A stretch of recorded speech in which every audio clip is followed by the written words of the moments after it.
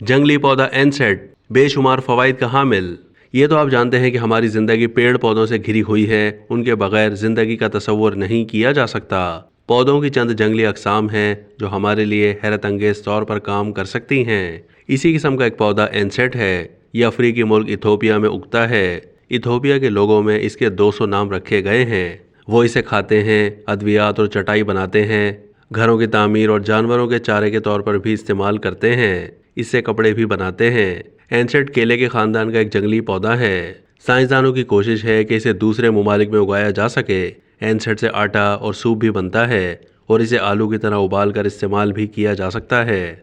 इसकी खासियत यह है कि ये खुद को खुश्क साली, सैलाब और तूफ़ान में भी महफूज रखता है। अब तक के लिए इतना ही। मज़ीद मालूमात के लिए डेली जंग के यूट्यूब चैनल को सब्सक्राइब कीजिए।